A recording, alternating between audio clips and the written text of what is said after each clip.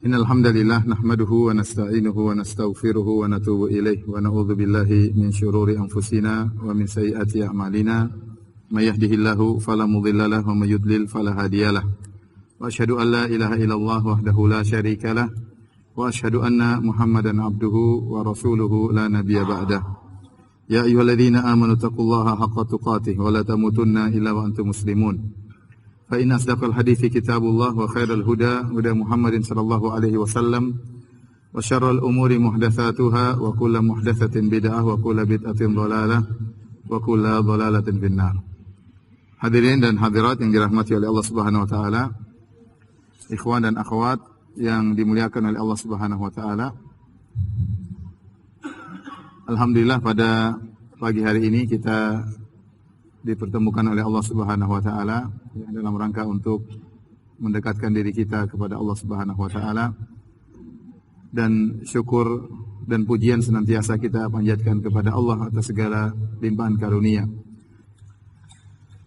Salawat dan salam semoga tercurahkan selalu kepada junjungan kita Nabi Muhammad sallallahu alaihi wasallam dan juga kepada keluarganya serta seluruh sahabat beliau tanpa terkecuali. Pada kesempatan kali ini insyaallah kita akan bahas salah satu tokoh yang sangat hebat, pahlawan yang sangat luar biasa, yang merupakan kebanggaan dari kita sebagai orang Islam.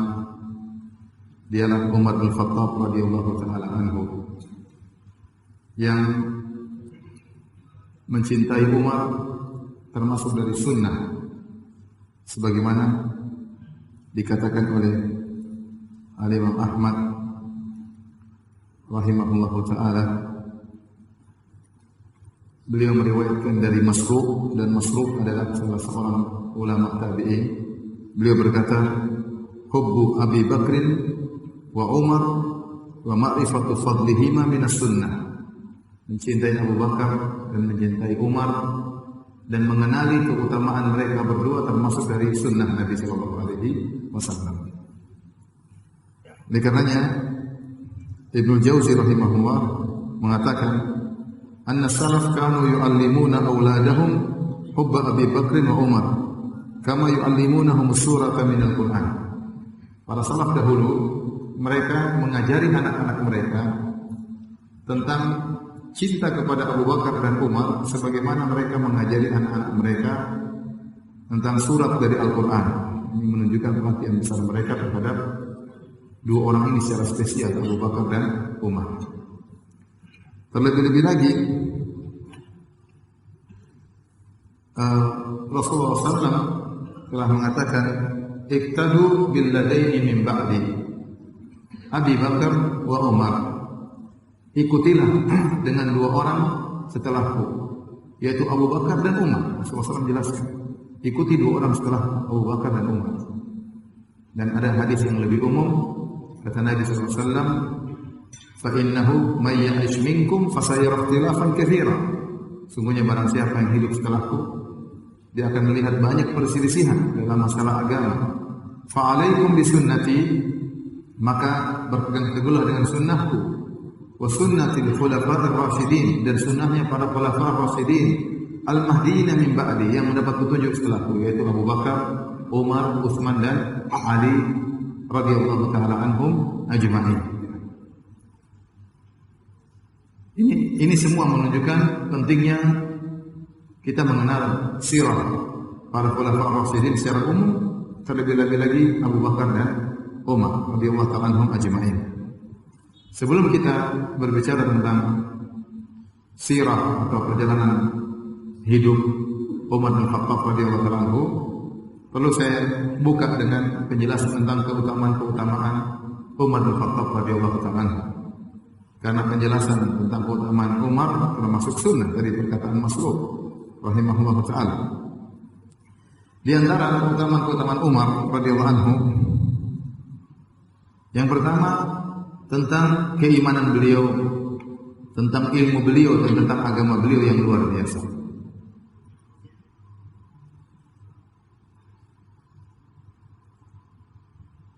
Suatu hari dari Abdullah bin Hisham, dia berkata, "Kunna ma'an Nabi sallallahu alaihi wasallam wa huwa akhidun bi yadi Umar bin Khattab."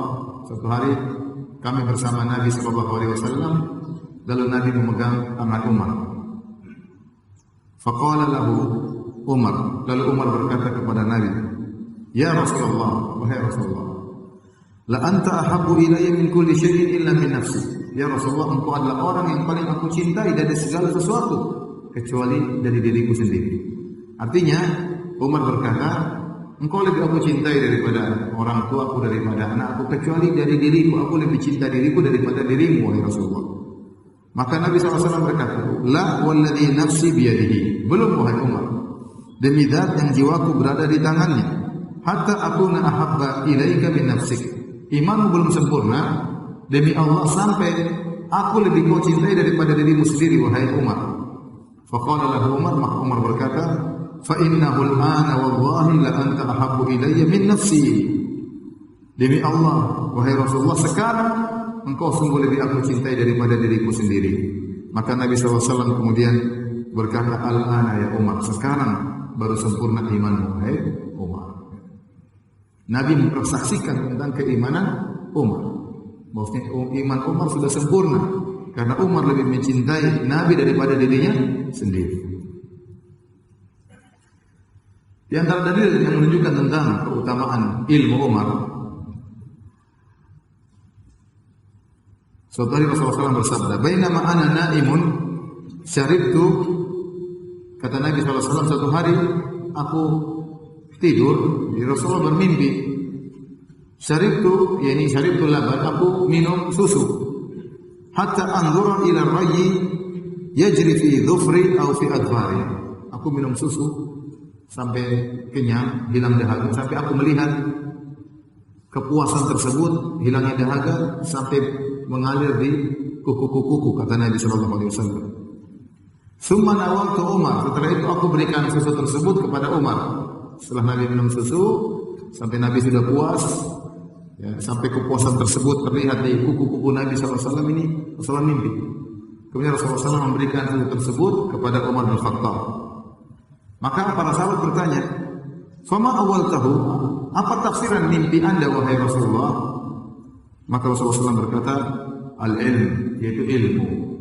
Ini dalil bahwasanya ilmu Umar berasal dari ilmu Nabi sallallahu alaihi wasallam.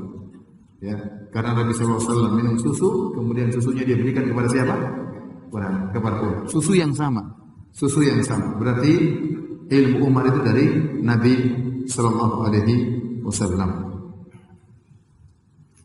Dan para ulama menjelaskan seperti Ibnu Hajar dan yang lainnya, ya, kenapa laban susu dalam mimpi ditafsirkan dengan ilmu, ya.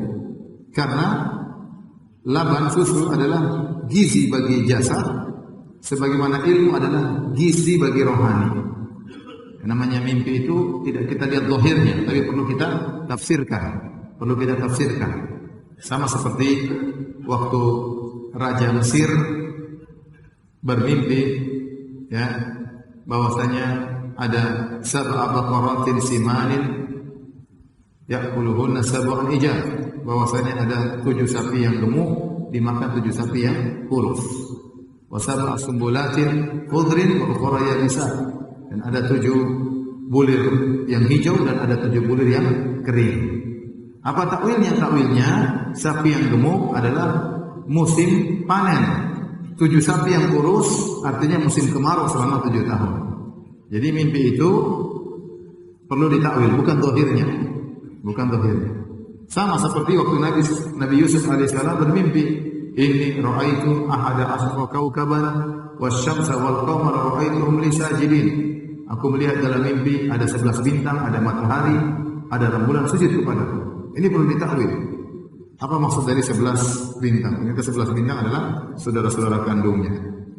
Yang dimaksud dengan matahari dan rembulan adalah kedua orang tuanya. Itu maksudnya. Seperti Rasulullah SAW waktu dalam perang Uhud. Sebelum perang Uhud Rasulullah SAW berkata, "Inni ra'aitu baqaratan tuhbah." Aku melihat dalam mimpiku ada seekor sapi disembelih. Ternyata itu musibah yang akan menimpa sahabat. Ternyata banyak yang meninggal. Sapi itu ibarat dari hewan yang gemuk berarti akan terkena musibah yang besar. Ternyata 70 sahabat Nabi meninggal. Jadi mimpi bukan kita lihat pada zahirnya, tetapi perlu ditakwil. Sebagaimana dalam hadis ini, Rasulullah SAW bermimpi, beliau minum susu. Ya, ternyata kata para ulama susu tersebut adalah ilmu. Kenapa? Karena susu secara zahir adalah gizi bagi jasad, adapun ilmu adalah gizi bagi rohani. Inilah keterkaitan kenapa susu ditakwilkan dengan ilmu. Dan ini menunjukkan ilmu Umar yang hebat karena bersumber langsung dari Nabi Shallallahu Alaihi Wasallam. Bahkan Nabi yang memberikan susu tersebut kepada Umar bin Khattab radhiyallahu taala anhu.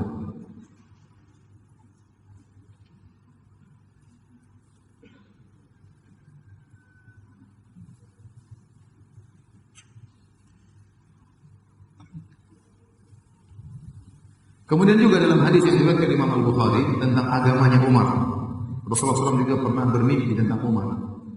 Kata Rasulullah SAW, "Bainama ana naim," tatkala aku sedang tidur, "ra'aitun nasa uridu alayya." Aku melihat orang-orang dipaparkan di hadapanku. Semua orang berkumpul dipaparkan di hadapanku. Wa alaihim qumsun, dan mereka semua pakai jubah. Semua orang di hadapanku pakai jubah. Fa minha ma yablughu thudiyya. Di antara mereka ada yang jubahnya sampai di dadanya. Wa minha ma yablughu dzalik, dan di antara mereka ada yang pakaiannya ke bawah. Ya, di bawah itu. Wa uridu alayya Umar wa alayhi qamisun ijtarahu. Dan aku melihat Umar hadir di hadapanku pakai pakaian sampai panjang sampai isbal, sampai Umar berjalan menggeret-geret pakaiannya. Qalu fama awwaltahu ya Rasulullah? Apa takwilan Anda wahai Rasulullah terhadap mimpi tersebut? Kata Nabi, ad-din, yaitu agama.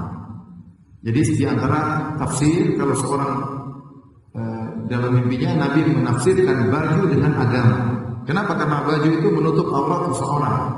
Semakin kuat agamanya, semakin panjang bajunya. Jangan disalahpahami, ini dalil bolehnya pakai celana panjang-panjang, enggak. Ini mimpi. Mimpi perlu ditakwil. Ya. Tatkala dilihat bahwasanya baju Umar sampai panjang, sampai dia berjalan menggeret-geret, ini menunjukkan agamanya sangat luar biasa. Karena Nabi mentakwil baju tersebut dengan apa? Dengan agama. Ini ujian dari Nabi SAW tentang ilmu tentang agama Umar. Baik. Di antara keistimewaan Umar ditakuti oleh syaitan. Dalam hadis yang diriwayatkan oleh Imam Al-Bukhari, kata Sa'ad bin Abi Waqqas radhiyallahu anhu, "Ista'dzana Umar bin Khattab ala Rasulillah sallallahu alaihi wasallam." Satu hari Umar minta izin untuk masuk di rumah Nabi sallallahu alaihi wasallam. Wa indahu niswatun min Quraisy yukallimnahu wa yastakbirnahu 'aliyatan aswatuhunna. Rupanya waktu itu Nabi lagi bersama istri-istri beliau ngumpul. Istri-istri Nabi dari Quraisy. Lantas istri-istri Nabi ngomong sama Nabi sambil suara mereka terangkat. Nabi lagi dikepung sama istri-istrinya. Istrinya lagi ngomong sama Nabi dengan suara yang agak tinggi. Aliyatan aswatuhunna ala sawtihi, sehingga suara-suara wanita tersebut mengungguli suara Nabi sallallahu alaihi wasallam. Nabi kalah keras dibandingkan mereka. Falamma sta'dzana Umar bin Khattab, kumna fabadarna al-hijab. Tatkala Umar minta izin, "Assalamualaikum." Mereka tahu suaranya Umar. Semuanya kabur. Istri-istrinya Nabi semuanya kabur, segera berlindung di balik hijab. Fa'adina lahu Rasulullah sallallahu alaihi wasallam. Maka Rasulullah SAW izinkan Umar untuk masuk ke dalam rumahnya. Fadakhala Umar wa Rasulullah SAW yadhhak. Maka Umar pun masuk dalam kondisi Nabi sedang tertawa. Faqala, Umar senang lihat Nabi tertawa. Kata Umar, "Adhakallahu sinnaka ya Rasulullah." Semoga Allah membuat engkau tertawa wahai Rasulullah. Faqala Nabi SAW, maka Nabi berkata, menjelaskan kenapa dia tertawa. Kata Nabi, "Ajibtu min haula illati kunna indi." Saya heran aja dengan tadi wanita-wanita yang tadi bersamaku. Falamma sami'na sautak ibtada'na al-hijab. Tatkala mereka dengar suaramu, semuanya langsung kabur di balik hijab. Maka Rasul Umar berkata, fa anta ahaqqu an yahabna ya Rasulullah. Engkau yang harusnya lebih utama ditakuti oleh mereka, bukan saya ya Rasulullah. Yang namanya istri-istri sama suami enggak begitu takut, ya kan? Ya, ada sini yang istrinya ketakutan sama suaminya. Biasanya suaminya ketakutan sama istrinya. Kalau Indonesia ya. Kenapa? Dulu juga Nabi seperti itu. Bukan karena kita nggak jagoan, tidak, tapi karena kita baik sama istri. Akhirnya terkadang istri yang memanfaatkan kebaikan tersebut. Maka Umar pun ngomong sama istri-istri Nabi, ya aduwati anfusihinna, wahai orang-orang musuh jiwa-jiwa mereka sendiri. Atahabnani wa la tahabna Rasulullah? Apa kalian takut kepadaku dan kalian tidak takut sama Rasulullah? Istri-istri Nabi menjawab, na'am anta afaddu wa aghlaq min Rasulillah. Iya, karena kau lebih kasar daripada Nabi sallallahu alaihi wasallam. Lebih keras dan lebih kasar daripada Rasulullah sallallahu alaihi wasallam. Nabi membenarkan kata Rasulullah, ihan ya Ibnu Khattab. Sungguh benar wahai Ibnu Khattab. Walladzi nafsi biyadihi, demi zat yang jiwaku berada di tangannya. Malaqiyaka syaitanu salikan fajjan qad illa salaka fajjan akhar. Tidaklah setan bertemu dengan engkau lewat satu jalan kecuali setan cari jalan yang lain. Masya Allah. Kecuali setan cari jalan yang lain. Hadis riwayat Al-Imam Al-Bukhari. Ya. Para ulama menjelaskan kenapa setan takut sama Umar? Karena begitu kerasnya Umar dalam menjalankan syariat, benar-benar menjalankan syariat, benar-benar kuat sehingga setan takut sama Umar. Nah kalau setan aja takut, apalagi ibu-ibu tadi yang jelas lebih takut. Ya. Subhanallah, ada orang sampai seperti itu, setan takut. Nah kalau kita jalan, mungkin setan malah mendekat. Umar jalan, setan kabur. Nah, luar biasa. Baik, di antara keistimewaan Umar bin Khattab radhiyallahu ta'ala, beliau adalah rajulun mulham, seorang yang diberi ilham dari Allah Subhanahu wa taala. Luar biasa. Nanti akan kita sebutkan dari Rasulullah SAW pernah bersabda, laqad kana fi man kana qablakum, laqad kana fi man qablakum minal umami muhaddathun, fa iyyakum fi ummati ahadun fa innahu Umar. Kata Nabi SAW, sungguh dahulu ada orang-orang sebelum kalian muhaddathun, diberitahu oleh Allah Subhanahu wa taala, diberi ilham oleh Allah Subhanahu wa taala. Fa iyyakum fi ummati ahadun, kalau ada seorang di umatku yang diberi ilham oleh Allah, maka dia adalah Umar. Dalam riwayat kata Nabi, "Lau kana nabiyyun ba'di lakana Umar." Kalau boleh ada seorang nabi setelahku, nabi itu adalah Umar. Kenapa? Karena Umar itu sering punya ide cocok dengan idenya, cocok dengan ayat Al-Qur'an. Sering Allah turunkan ayat sesuai dengan idenya siapa? Umar. Benar-benar dia dapat ilham dari Allah Subhanahu wa taala.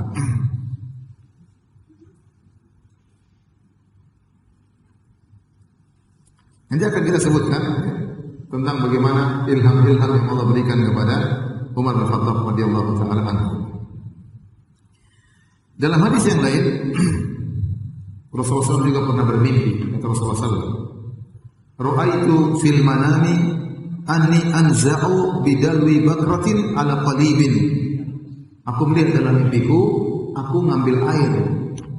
Bakrah itu tahu sumur ya, sumur yang ada bulatannya terus buat tali deret. Jadi kata Nabi, aku pernah mengambil air lewat deret yang ada di sumur. Faja'a Abu Bakrin fana'aza dhanuban aw dhanubain nas'an dha'ifan. Kemudian datang Abu Bakar mengambil air, cuma dua ember, tapi dengan pelan, lemah. Ini isyarat Abu Bakar hanya menjalani kekhalifahan 2 tahun lebih, sebentar, tidak lama. Dan Abu Bakar memang waktu menjalani kekhalifahan tidak sehebat Umar.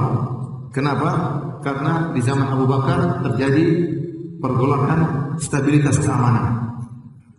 Muncul dengan hebatnya Musailimah al-Kadzdzab, nabi palsu, dan dia punya pengikut, dan ada orang-orang yang enggan bayar zakat, ya. Dan ada orang-orang yang murtad, sehingga Abu Bakar sibuk untuk mengurusi kekhilafahan pemerintahan kala itu. Sampai-sampai kata para ulama, Abu Bakar tidak sempat untuk melaksanakan sholat tarawih berjamaah. Sholat tarawih berjamaah baru dilaksanakan di zaman Umar. Karena zaman Abu Bakar sibuk untuk memperbaiki stabilitas keamanan. Nabi sudah isyaratkan, Nabi bermimpi melihat Abu Bakar mengambil air sumur 2 ember, itu pun dengan lemah.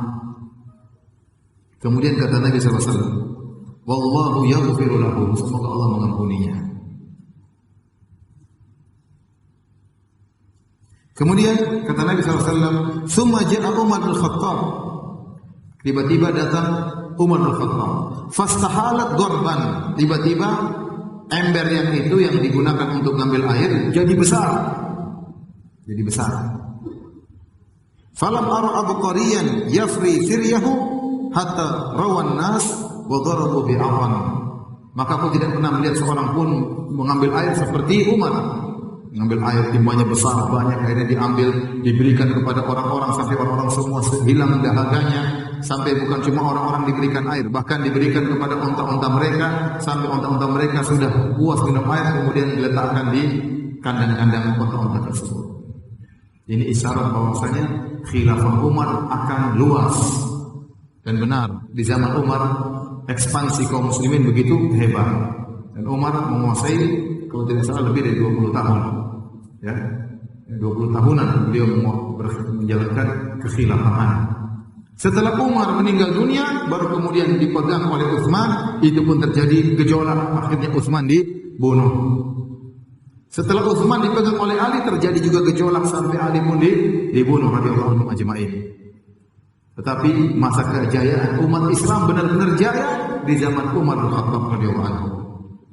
Makanya Nabi melihat dalam mimpi Umar mengambil air dengan ember yang besar dan mengambil banyak, dibagi-bagikan kepada manusia, sampai bukan cuma manusia yang minum, sampai kepada onta-onta mereka. Kata Nabi SAW, falam ara abqariyan yafri firyahu. Aku tidak melihat orang yang hebat yang melakukan seperti pekerjaan Umar.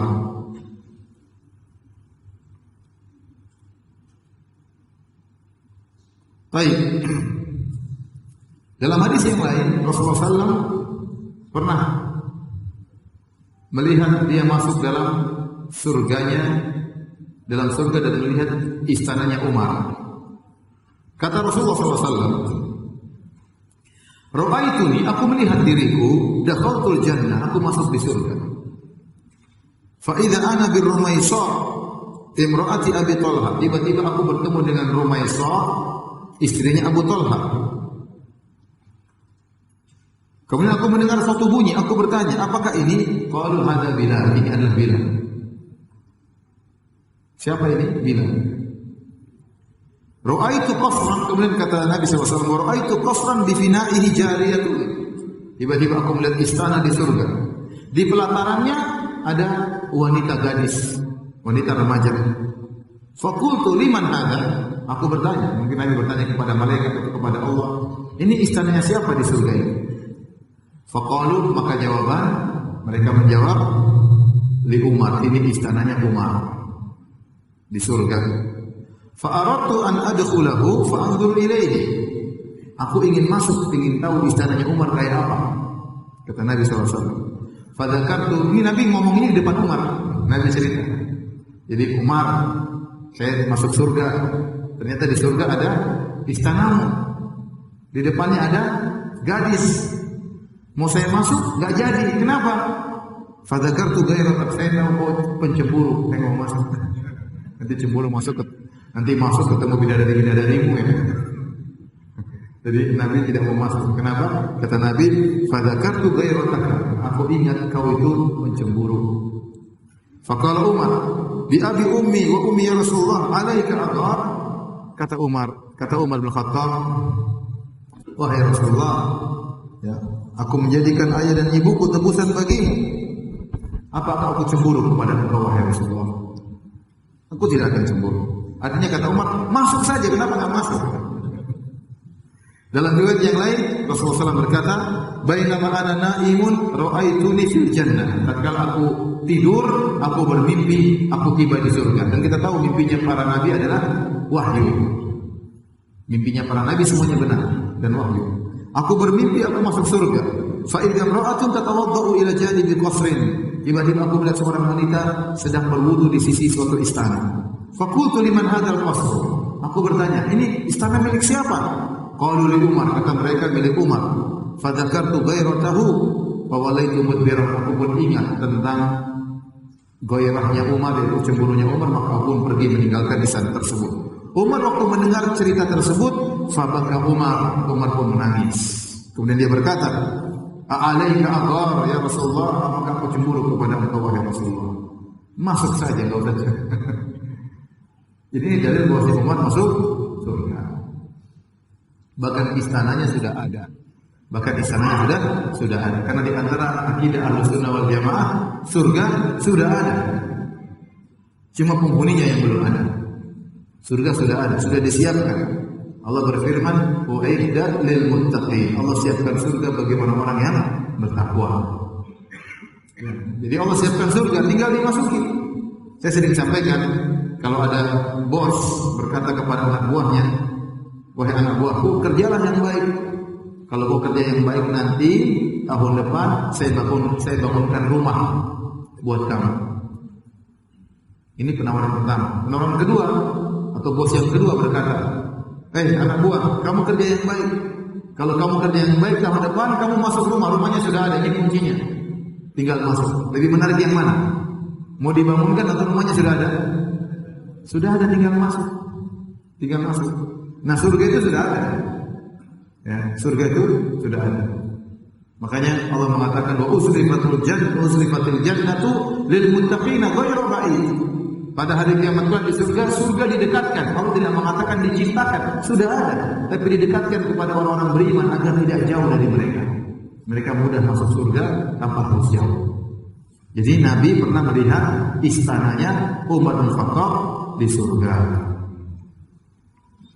Kemudian Nabi SAW yang pernah bersabda dalam hadisnya, Abu Bakar fil jannah, Abu Bakar di surga. Wa Umar fil jannah, Umar di surga. Wa Utsman fil jannah, Utsman di surga. Wa Ali fil jannah, Ali di surga. Sampai Rasulullah SAW sebutkan 10 orang. Semuanya masuk surga, dijamin oleh Nabi sallallahu alaihi wasallam. Dalam hadis yang lain, Rasulullah SAW juga mengabarkan Umar tentang surga. An Abi Musa al-Asy'ari, dari sahabat Abu Musa al-Asy'ari radhiyallahu anhu, qala, dia berkata, "Kuntu ma'an Nabi sallallahu alaihi wasallam fi haqidin min hitanil Madinah." Kata Abu Musa al-Asy'ari, suatu hari aku sedang bersama Nabi di salah satu kebun di kota Madinah. Faja'a rajulun fastaftaha. Tiba-tiba ada orang ingin ketemu Nabi, minta izin. Assalamualaikum, ingin ketemu Nabi. Faqala Nabi sallallahu alaihi wasallam, kata Nabi sallallahu alaihi wasallam, "Iftah lahu," bukakan pintu untuk orang tersebut, "wa basyirhu bil jannah," dan beri kabar gembira kepadanya bahwasanya dia masuk surga. Fa fatahtu lahu, aku buka pintu, fa idza Abu Bakar, ternyata yang ketuk pintu siapa? Abu Bakar. Fa basyartuhu bima qala Rasulullah sallallahu alaihi wasallam, maka aku beri kabar gembira kepada Abu Bakar bahwasanya engkau akan masuk surga, Nabi yang menyuruh untuk mengabarkan engkau. Fahamidallah, maka Abu Bakar pun memuji Allah Subhanahu wa taala. Tsumma ja'a rajulun, kemudian datang orang lelaki kedua. Fastaftaha, ketuk pintu lagi. Assalamualaikum. Faqala Nabi sallallahu alaihi wasallam kepada Musa al-Asy'ari, "Iftah lahu wa basyirhu fil jannah." Bukakan pintu dan beri kabar gembira kepadanya bahwasanya dia masuk surga. Fa fatahtu lahu, aku pun buka pintu, fa idza huwa Umar, ternyata Umar yang tadi ketuk pintu. Fa akhbartuhu bima qala Nabi sallallahu alaihi wasallam. Maka kabarkan kepada dia, wahai Umar, Nabi menyuruhku untuk mengabarkan engkau masuk surga. Fahamidallah, maka Umar pun memuji Allah Subhanahu wa taala. Tsumma staftaha rajulun, kemudian ada lagi yang ketiga ketuk pintu lagi. Faqala li, kata Nabi sallallahu alaihi wasallam, "Iftah lahu wa basyirhu bil jannah ala qalwan tusibuhu." Bukakan pintu bagi orang tersebut. Kabarkan dia juga masuk surga, tapi ada musibah yang akan mengenai. Fa'idha Utsman, ternyata saya buka pintunya siapa? Utsman radhiyallahu anhu. Fa akhbartuhu bima qala, aku kabarkan kepada Utsman, wahai Utsman, kau akan masuk surga, tapi kau akan terkena musibah. Fahamidallah, maka Utsman pun memuji Allah. Setelah dia berkata, Allahul musta'an, hanya Allah tempat minta pertolongan. Dan Umar adalah orang yang sangat dicintai oleh Nabi sallallahu alaihi wasallam. Dalam satu hadis diriwayatkan oleh Amr bin Al-As radhiyallahu anhu. Amr bin Al-As ini, kalau antum dengar ceritanya, sangat menarik Amr bin Al-As ini. Dia ini adalah seorang Quraisy yang paling pintar ngomong di antara orang Quraisy yang hebat dalam berbicara. Makanya waktu kaum muslimin berhijrah ke negeri Habasyah di bawah lindungan Raja Najasyi, maka Abu Lahab, Abu Jahal dan teman-temannya mengutus 2 orang untuk memprovokasi Najasyi agar mengusir orang-orang Islam dari negeri Habasyah. Di antara pembicara yang diutus adalah Amr bin Al-As. Kenapa? Karena dia hebat, dia cerdas. Akhirnya Amr bin Al-As datang ke kerajaan Najasyi kemudian memprovokasi dengan cara dia agar Raja Najasyi mengusir orang-orang Islam, tapi tidak berhasil. Ya. Tapi tidak berhasil. Intinya pada dia masuk Islam belakangan, tahun 7 Hijriah, tahun berapa Hijriah, baru dia masuk Islam belakangan. Baru masuk Islam. Begitu dia masuk Islam, baru beberapa bulan masuk Islam, Nabi mengangkat dia sebagai pemimpin perang dalam perang Zatus Salasil. Suruh berangkat bawa pasukan. Ini baru masuk Islam. Kenapa? Karena dia ini orang pembesar. Nabi ingin memuliakan dia. Nabi juga tahu martabat manusia. Karena dia orang pembesar di zaman Quraisy, di sisi orang-orang Quraisy. Waktu dia masuk Islam, Nabi langsung angkat dia menjadi pemimpin perang. Sama waktu Rasulullah SAW menaklukkan kota Mekah, Abu Sufyan baru masuk Islam. Kemudian dikatakan kepada Nabi, ya Rasulullah, inna Abu Sufyan rajulun yuhibbu an takuna lahu makana. Wahai Rasulullah, Abu Sufyan itu orang suka kalau dikasih kedudukan. Maka Rasulullah SAW langsung memuliakan Abu Sufyan. Kata Rasulullah SAW, man dakhala dara Abu Sufyan fahuwa amin.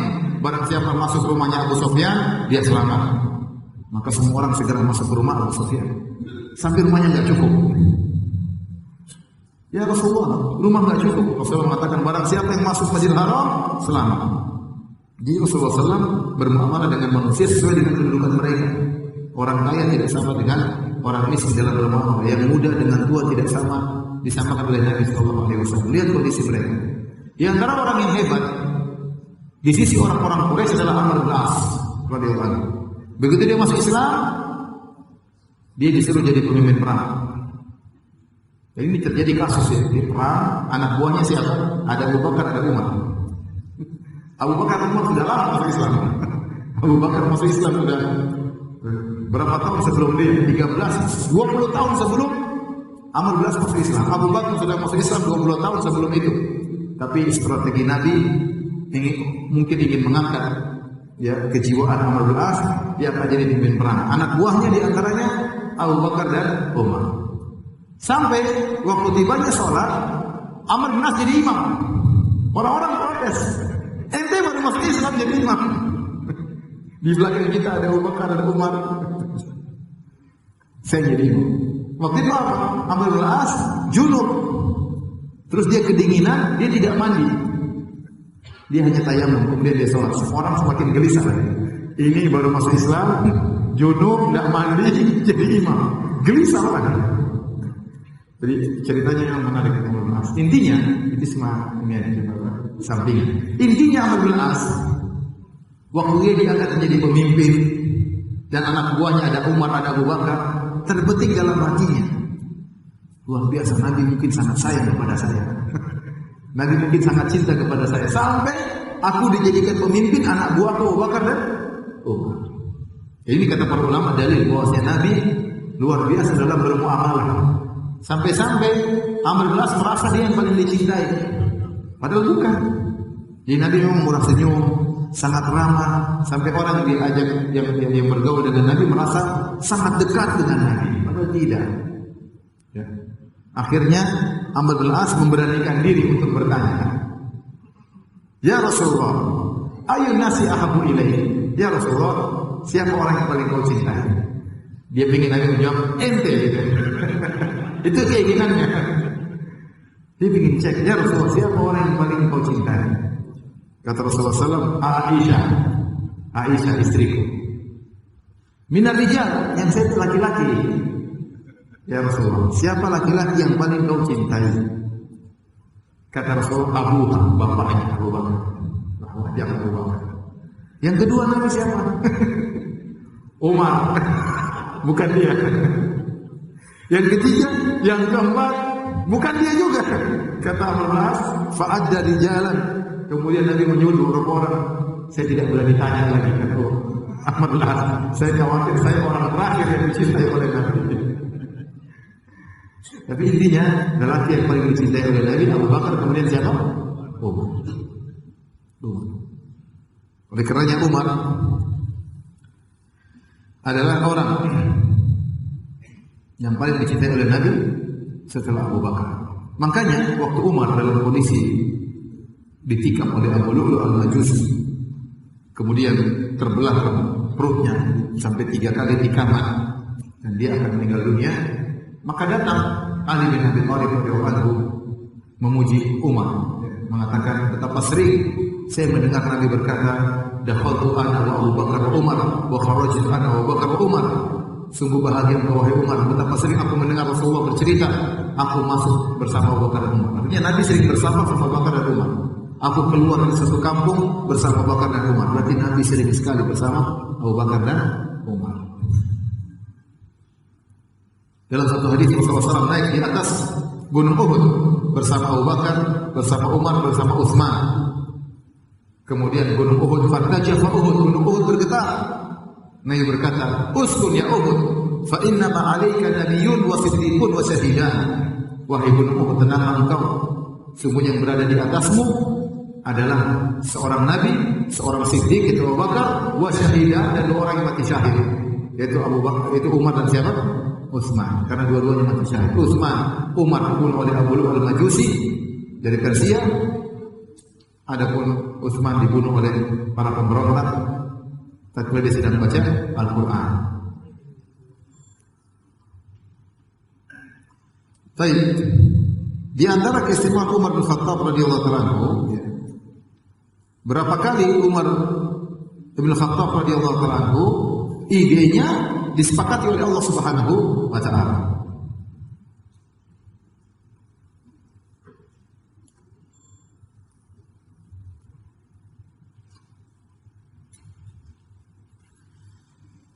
Di antaranya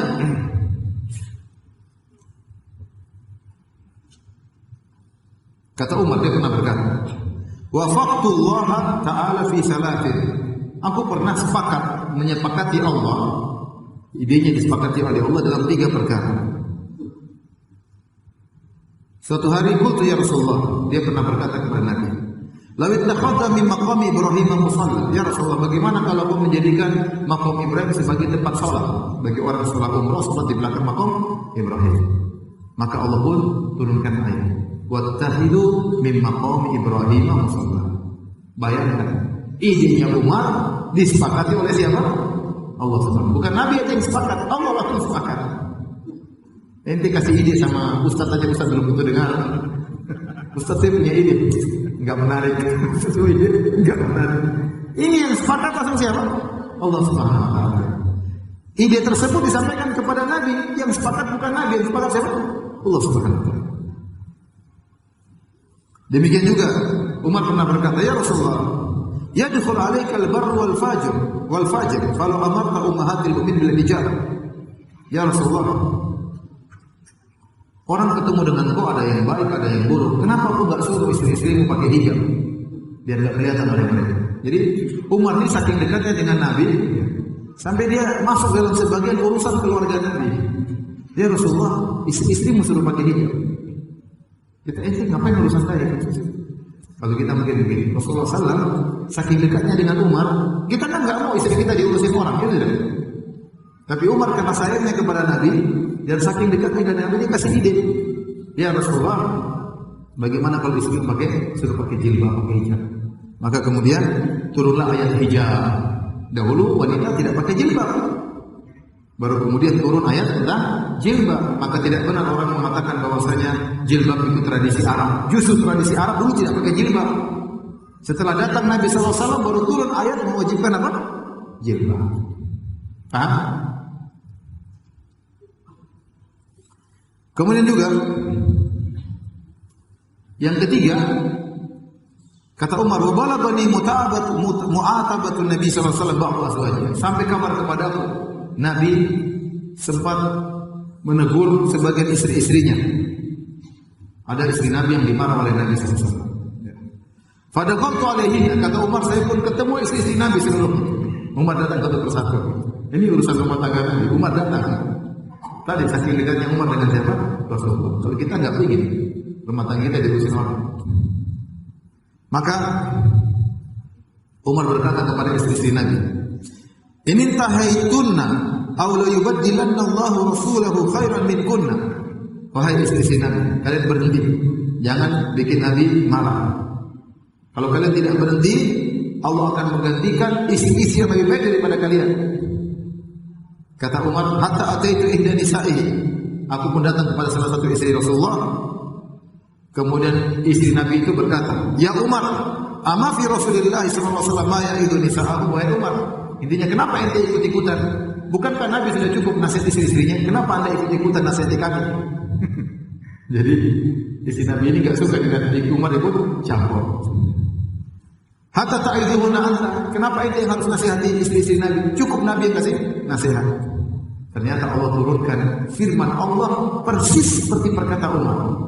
Kata Allah, "Asa rabbuhu in talaqakunna ayyubdilahu azwajan khairan minkunna muslimatin mu'minatin qanitatin taibatin abidatin saihatin thayyibatin abkar." Allah berkata, bisa jadi Rabbmu kalau kau ceraikan istri-istrimu wahai Muhammad, Allah akan gantikan istri-istri yang lain yang lebih baik. Sesuai dengan perkataan siapa? Umar. Demikian juga ada ayat-ayat yang lain yang juga sepakat dengan idenya Umar atau dengan pendapat Umar. Suatu hari tatkala wafatnya Abdullah bin Ubay bin Salul, pimpinan orang-orang munafik. Abdullah bin Ubay bin Salul ini adalah orang paling senior di kota Madinah dari suku Al-Aus dan suku Al-Khazraj. Dia yang paling senior. Yang senior-senior yang lain kemana? Sudah meninggal semuanya dalam perang Bu'as. Kira-kira 5 tahun sebelum Nabi berhijrah, sudah tewas semuanya. Tinggal satu orang senior ini, paling senior. Nah, suku Al-Aus dan suku Khazraj sudah sepakat untuk mengangkat Abdullah bin Ubay bin Salul menjadi pemimpin. Karena yang lain sudah meninggal dunia. Ternyata Allah mentakdirkan lain. Ternyata suku Aus dan Khazraj banyak masuk Islam. Tatkala Nabi berhijrah dari Mekah menuju Madinah, Nabi yang diangkat menjadi pemimpin. Maka Abdullah bin Ubay bin Salul pun hasad. Dia tidak mau beriman. Dia jengkel sama Nabi. Ini Muhammad gara-gara dia sekarang sudah jadi pemimpin. Harusnya saya jadi pemimpin. Ya. Bahkan dalam sebagian riwayat dia ganggu Nabi, tapi Nabi suruh sahabat sabar. Seakan-akan ada sisi syarat sabar. Dia lagi hasad, intinya biarin aja. Mau diapain? Intinya dia tidak mau masuk Islam. Setelah perang Badar, kaum muslimin mengalahkan orang Quraisy, dia ketakutan. Akhirnya dia jadi orang munafik. Tetap tidak mau masuk Islam, tapi KTP-nya apa? Islam. Hatinya musyrik, KTP-nya Islam. Dan dia suka mengganggu Nabi SAW, suka menghina Nabi SAW. Suatu hari dia meninggal dunia. Dia meninggal dunia, maka datang anaknya, "Ya Rasulullah, ayahku meninggal dunia, dan dia tidak punya kain untuk dikafankan dengannya." Kata dia, "Bagaimana kalau engkau memberikan bajumu, wahai Rasulullah?" Rasulullah SAW buka bajunya yang penuh berkah, yang mengenai badan Nabi, yang mengenai keringat Nabi SAW. Dia lepas, suruh dikasihkan kepada Abdullah bin Ubay bin Salul untuk mengkafankannya.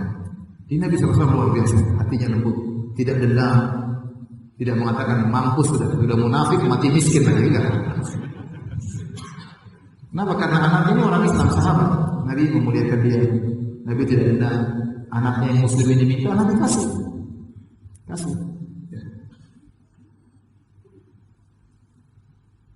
Maka setelah itu kata Nabi, kalau sudah siap dikuburkan, disolatkan, kabarin saya. Akhirnya anaknya Islam Rasulullah sudah. Rasulullah SAW pergi ke rumahnya Abdullah bin Ubay bin Salul untuk menyolatkan. Kenapa ingin Nabi solatkan? Karena ini orang KTP-nya Islam. Kalau dilihat KTP-nya Abdullah bin Ubay bin Salul, status Muslim. Nah, orang Muslim harus disolatin. Ya Nabi sayang sama dia. Tapi bagaimana dia orang munafik? Akhirnya Nabi datang dengan para sahabat. Kemudian Nabi mau salat jenazah. Umar datang, ya Rasulullah, jangan ya Rasulullah. Ini orang kurang ajar. Dia pernah begini, dia pernah begini, dia pernah begini. Dia pernah berkhianat dalam perang Badar, bawa lari 300 perang Uhud, bawa lari 300 orang.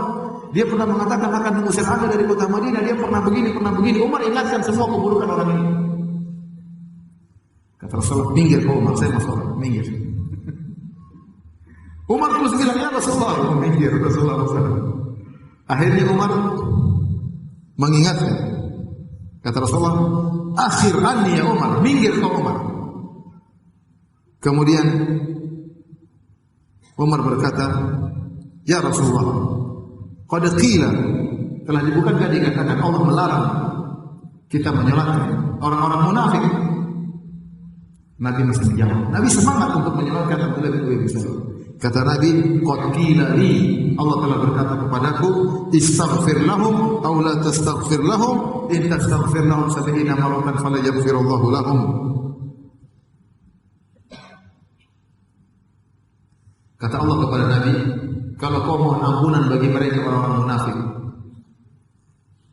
70 kau mohon ampunan bagi mereka, atau kau tidak mohon ampunan sama saja. Bahkan kalau kau mohon ampunan bagi mereka 70 kali, Allah tidak akan mengampuni mereka. Maka Rasulullah berkata, "Falau a'lamu anni in zidtu ala 70 ghufira lahu zidtu." Allah bilang, wahai Umar, kata Nabi, kalau kau minta ampunkan bagi orang munafik 70 kali, Allah tidak ampuni. Kata Rasulullah, seandainya aku tahu saya minta ampunkan lebih dari 70 kali akan diampuni, saya akan minta lebih dari 70 kali. Kemudian Nabi bilang, Allahu Akbar, salat jenazah. Sahabat ikut semua. Umar tidak mau.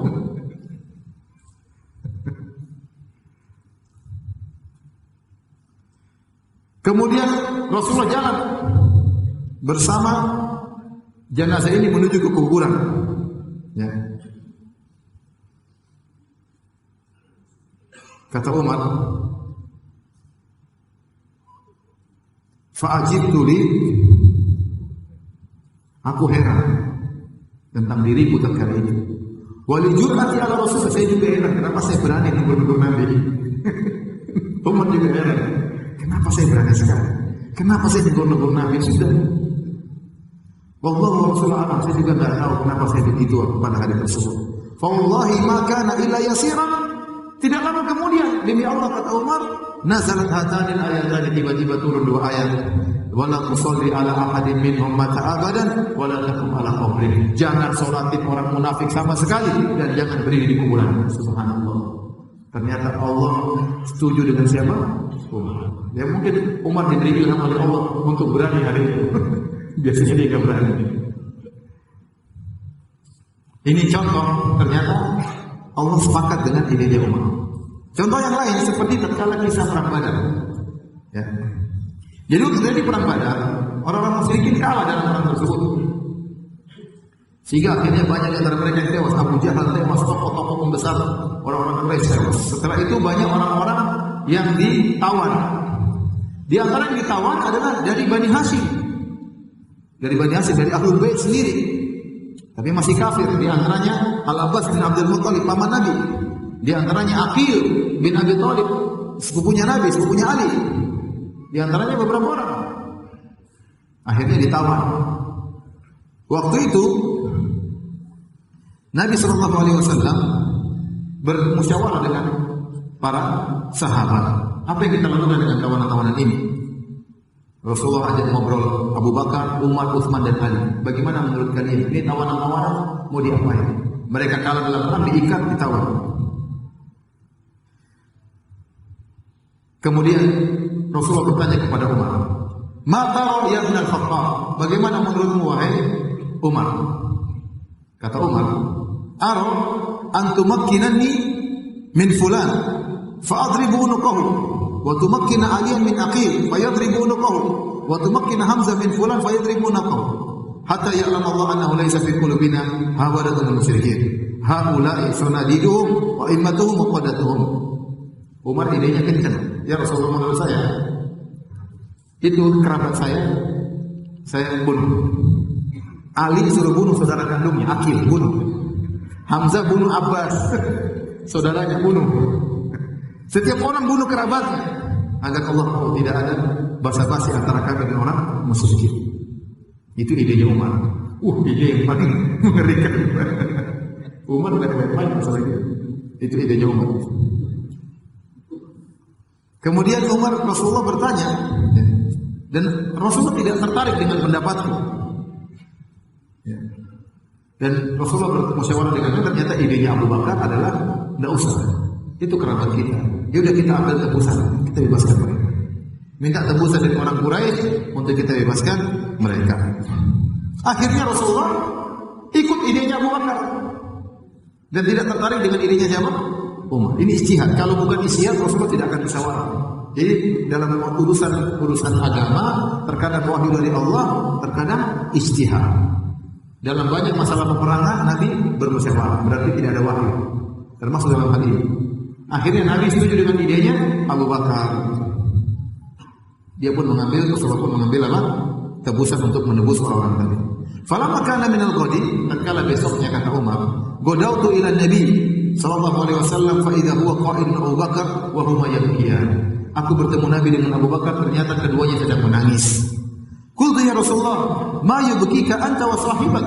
Ya Rasulullah, yang bikin kau menangis dan temanmu menangis, Abu Bakar. Fa inni wajadtu bukaan bakait. Fa in wajadtu bukaan bakait. Kalau saya temukan sebab kenapa kalian menangis, saya ikut menangis. Jadi kenapa kalian ada sebab apa? Saya ingin nangis sama kalian. Kata Umar. Wa illam ajid bukaan tabakaitu. Kalau saya tidak menemukan sebab untuk menangis, saya akan pura-pura menangis. Libuka ikuma. Agar karena kalian berdua menangis. Jadi ini apa namanya? Istilah kita apa? Toleransi ya. Sebutin kenapa Anda menangis. Saya ingin menangis bersama Anda. Kalau Anda tidak bisa nangis, saya akan pura-pura menangis. Maka Nabi SAW mengatakan, ternyata Allah menegur keputusan Nabi dengan Abu Bakar. Kata Allah, maka dari Nabi an yakuna lahu asra. Tidak layak bagi Nabi untuk mengambil tebusan. Allah tegur. Ternyata Allah setuju dengan siapa? Umar. Tapi sudah terlanjur berjalan, maka berjalan. Tapi maksud saya dalam hadis ini bagaimana Allah setuju dengan Umar dan Nabi dan Abu Bakar yang ditegur oleh Allah Subhanahu wa taala.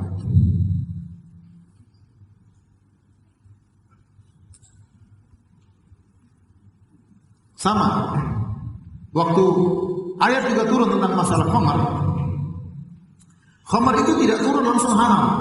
Kenapa? Karena orang-orang musyrikin dahulu benar-benar demen sama khamar.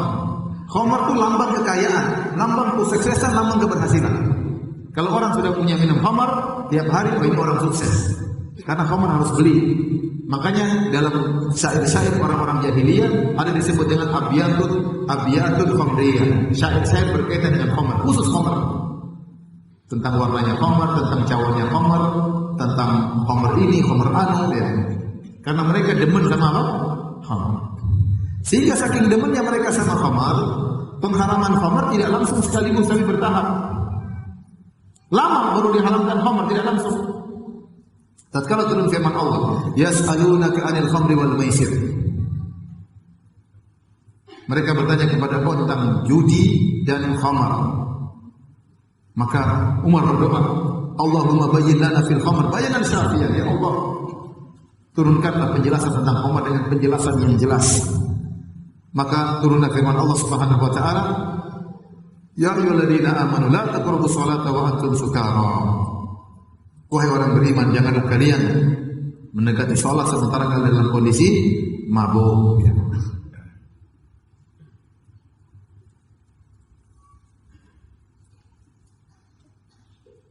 Sampai turun firman Allah, fahal antum muntahun. Apakah kalian tidak berhenti dari minum khamar? Ternyata doanya Umar dikabulkan oleh Allah Subhanahu wa taala. Allah turunkan ayat yang tegas mengharamkan khamar. Siapa yang berdoa? Umar bin Khattab radhiyallahu taala anhu. Saya di sini masih banyak, tapi saya rasa ini sudah cukup tentang keutamaan Umar bin Khattab radhiyallahu anhu. Kita akan sebutkan tentang sedikit sirah Umar bin Khattab. Sirah apa? Tapi sebelum menyampaikan sirah Umar bin Khattab, Saya perlu ingatkan, di sana ada kelompok yang disebut dengan kelompok Syiah yang mereka benar-benar anti terhadap Umar bin Khattab radhiyallahu anhu. Dan terlalu banyak tuduhan yang mereka lontarkan kepada Umar bin Khattab radhiyallahu anhu. Di antara bukti nyata, mereka merayakan hari kematian Umar bin Khattab radhiyallahu anhu. Ini disebutkan dalam kitab Biharul Anwar karangan Al-Majlisi. Barang siapa yang merayakan gembira dengan hati dengan hari tewasnya Umar bin Khattab, maka dia akan dapat syafaat untuk masuk surga. Bahkan dia bisa memberi syafaat kepada keluarga-keluarganya, ajak masuk surga. Yang penting gembira dengan tewasnya Umar. Oleh karenanya di Iran sana, di kota Kashan, ada kuburannya Abu Lu'lu' al-Majusi. Siapa Abu Lu'lu' al-Majusi? Itulah pembunuh Umar. Itulah pembunuh siapa? Umar. Kuburannya dikeramatkan, tempat cari keberkahan. Kenapa diberi gelar dengan Baba Syuja, seorang sang pemberani, dianggap pahlawan oleh mereka. Kenapa dianggap pahlawan? Karena berhasil membunuh siapa? Umar. Betapa bencinya mereka terhadap Umar. Kenapa? Karena Umar yang telah menjatuhkan Persia. Umar yang telah menjatuhkan kerajaan Majusi. Sehingga mereka dendamnya luar biasa. Dan orang-orang Iran nenek moyangnya apa? Majusi, nenek moyangnya apa? Persia. Sampai bayangkan kuburan pembunuh Umar, kuburannya besar, kemudian dicari keberkahan dari kuburan tersebut. Bagaimana ceritanya? Ceritanya Umar bin Khattab dalam Sahih Al-Bukhari pernah berdoa. Dia mengatakan, Allahumma rzuqni syahadatan fi sabilika waj'al mauti fi baladi rasulika sallallahu alaihi wasallam. Umar pernah berdoa, ya Allah, aku mohon kepada Engkau untuk mati syahid. Mati syahid adalah kerinduan para sahabat, ingin mati syahid. Tapi aku ingin mati syahid di kota Muhammad, kota Nabi sallallahu alaihi wasallam, di kota Madinah. Ini suatu yang berat. Kalau namanya mati syahid harus jihad. Kalau jihad harus keluar dari kota baru perang. Ini Umar minta syahid tapi di kota Madinah. Kapan nunggu orang memerangi sementara waktu itu lagi jaya-jayanya Islam. Persia, Romawi takut sama Umar. Terus bagaimana Umar mati syahid? Waktu mendengar doa ini, putrinya Hafsah berkata, "Anna yakunu hadza?" Bagaimana bisa terkabulkan doa ayahku? Apa kata Umar? "Ya'ti Allahu bihi idza syaa." Allah akan kabulkan kalau Allah berkehendak. Dan ternyata benar. Umar mati syahid di kota Madinah. Kapan? Tatkala dia sedang sholat subuh. Abu Lu'lu' al-Majusi adalah seorang budaknya Al-Mughirah bin Syu'bah.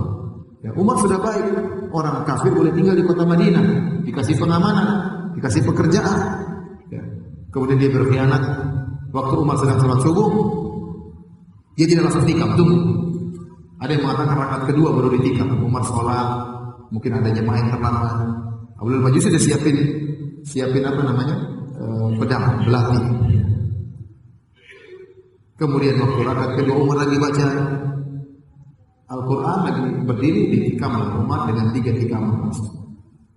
Waktu 3 tikaman, langsung dia kabur. Sebagian sahabat ingin menangkap, 7 orang sahabat kena juga. Akhirnya sebagian sahabat melemparkan semacam kain sehingga dia tidak bisa bergerak. Tatkala dia tahu dia bakalan ketangkap, dia bunuh diri. Akhirnya dia bunuh diri, tewaslah di situ. Nah, hari kematian Umar itu dirayakan oleh orang-orang Syiah. Dianggap adalah hari besar, kita harus gembira atas kematian Umar. Barang siapa merayakan hari kematiannya akan masuk surga, bahkan bisa bawa orang juga kerabat masuk surga. Yang anehnya, kuburan pembunuh Umar ini ada di Iran. Kok bisa? Padahal matinya di mana? Di Madinah. Nggak tahu dulu pakai Gojek atau pakai apa? Nggak masuk akal. Akhirnya mereka bikin bisa cerita bahwa Abu Lu'lu' Majusi akhirnya kabur, berhasil lolos, lari ke negeri Iran. Nggak masuk akal. Gimana mau lolos? Dikejar sama sahabat banyak kayak gitu. Mati bunuh diri, dia mati bunuh diri. Kemudian digelar dengan sang pemberani. Gimana pemberani? Penakut. Kalau berani duel sama Umar. Umar lagi sholat ditikam, itu namanya penakut atau pemberani? Pemberani. Kalau duel gak bakalan berani. Intinya akhirnya Umar meninggal dunia akibat tikaman tersebut. Padahal Umar bin Khattab radhiyallahu anhu punya hubungan baik dengan Ali bin Abi Thalib. Di antaranya Umar menikah dengan putrinya Ali bin Abi Thalib, hasil pernikahan Ali dengan Fatimah. Anaknya ada namanya Hasan Husain, ada namanya Ummu Kulthum. Hasan Husain itu punya adik namanya siapa? Ummu Kulthum. Itu nikah dengan Umar bin Khattab radhiyallahu anhu, dan ini termaktub dalam buku-buku Syiah. Dari pernikahan Umar dengan Ummu Kulthum, jadi Ali itu mertuanya Umar. Dari pernikahan Umar dengan putrinya Ali dan Fatimah yaitu Ummu Kulthum, punya anak namanya Zaid bin Umar. Dan ini termaktub dalam buku-buku Syiah, termasuk buku Al-Kafi, Sahih Bukhari-nya mereka. Jadi orang-orang Syiah ingin menggambarkan bahwasanya Ali bin Abi Thalib benci dengan Umar. Nah, kalau benci dengan Umar, ngapain nikahkan putrinya dengan siapa? Umar. Mereka mengatakan Umar bin Khattab itu adalah orang yang bencong, bahkan sering disodomi. Dia punya penyakit di tubuhnya, tidak akan sembuh kecuali ditetesi dengan mani laki-laki. Ini kedustaan. Dan masa Ali bin Abi Thalib menikahkan putrinya dengan bencong? Tidak masuk akal. Kata mereka Ali bin Abi Thalib menikahkan putrinya dengan Umar karena ketakutan, diancam. Kalau tidak mau terima bakalan dibunuh. Sejak kapan Ali menakut? Emang Ali takut sama Umar? Kalau Umar mengancam Ali, Ali berani. Bagaimana putrinya diambil sama setan? Kalau memang benar Umar setan. Yang benar Ali dan Umar hubungannya baik. Cuma orang-orang sekarang membuat gambaran yang buruk seakan-akan Ali benci sama Umar. Ternyata ada bukti nyata membatalkan ini semua. Ternyata putrinya Ali menikah dengan siapa? Umar. Kalau benar Ali benci kepada Umar, kalau benar Umar dituduh merebut kekuasaan Ali, kenapa selama 20 tahun Umar Ali tidak pernah membangkang, tidak pernah memberontak, tidak pernah mengajak duel kepada Umar, tidak pernah berteriak-teriak berkoar-koar? Itu semua adalah omong kosong. Hanya dongengan-dongengan yang dibuat oleh orang-orang Syiah. Baik. Sekarang kita lanjut tentang sejarah Umar. Mukadimahnya sudah selesai. Sedikit aja namanya. Sampai jam 10:30. Nggak apa-apa ya? Jangan, jam 12 ya. Saya ada pengajian lagi di sini.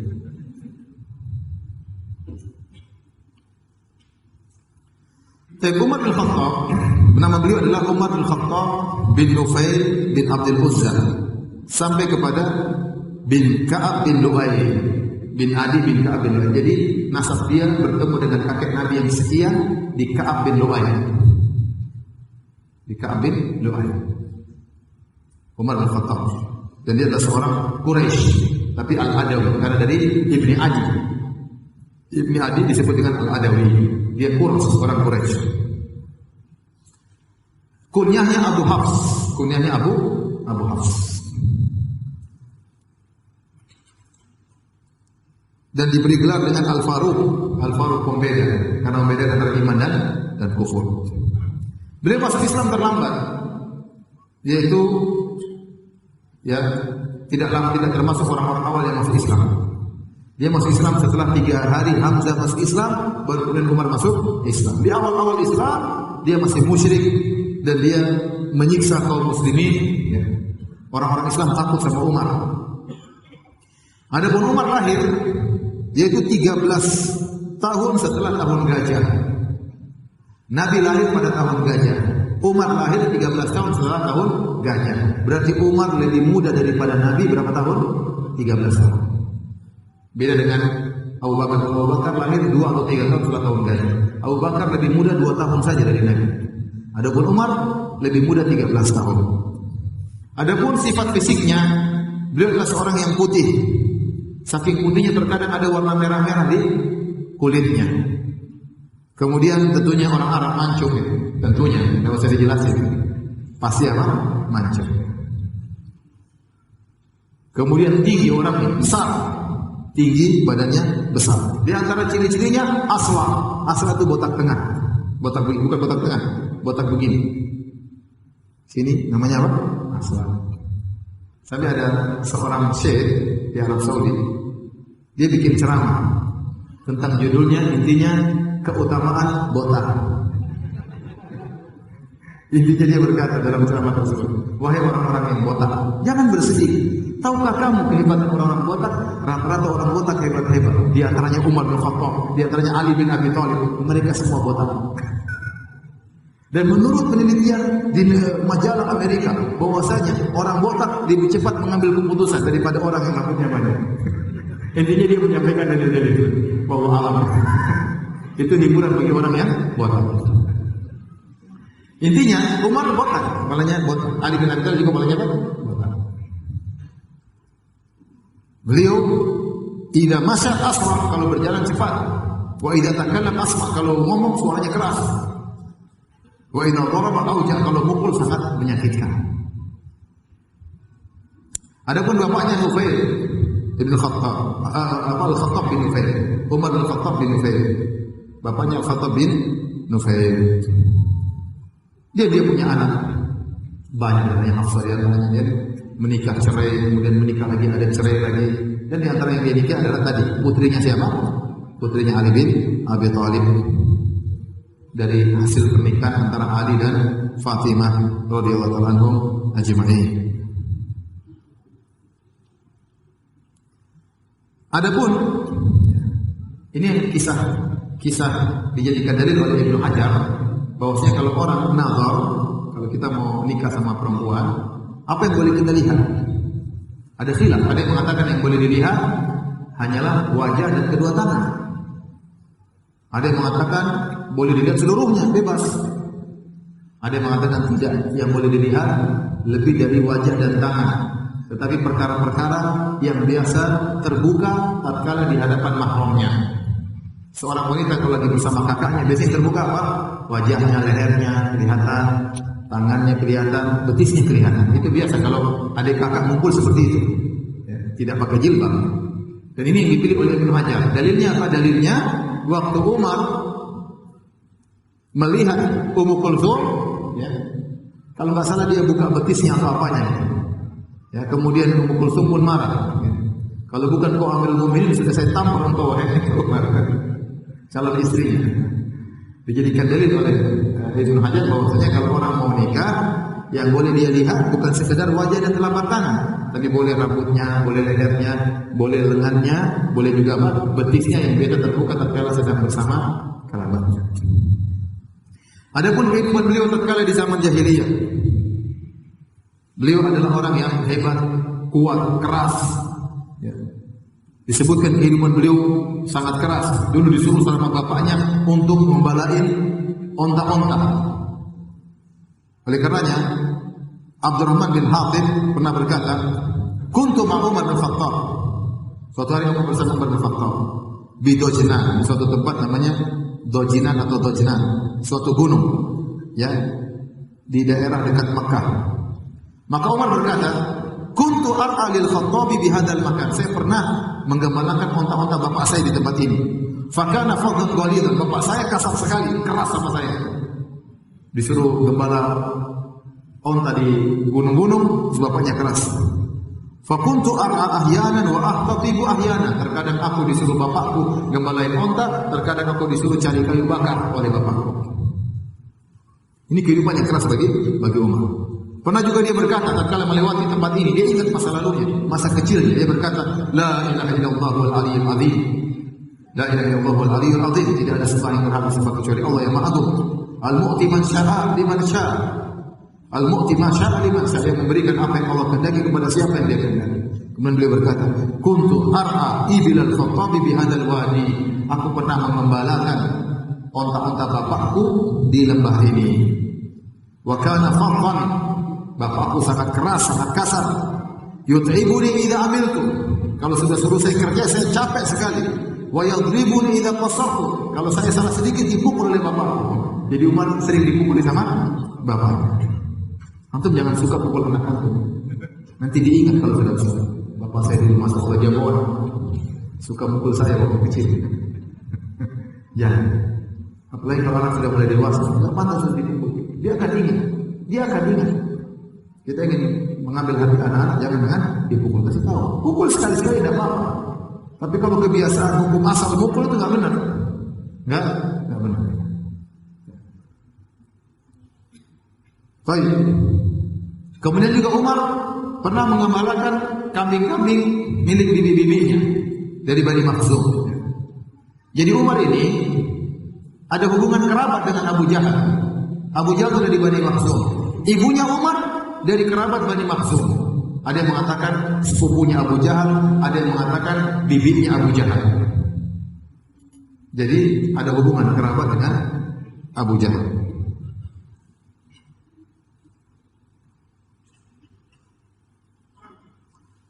Adapun Umar waktu di masa jahiliyah, maka beliau adalah orang yang sangat kasar, sangat keras, suka menyiksa kaum muslimin. Di antaranya dia pernah menyiksa, disebut dalam sebagian riwayat, ya, pernah menyiksa seorang budak wanita yang masuk Islam. Dipukul sampai tangan Umar capek, nggak berhenti mukul dia, sampai saut cambuk itu jatuh saking capeknya mukul wanita tersebut.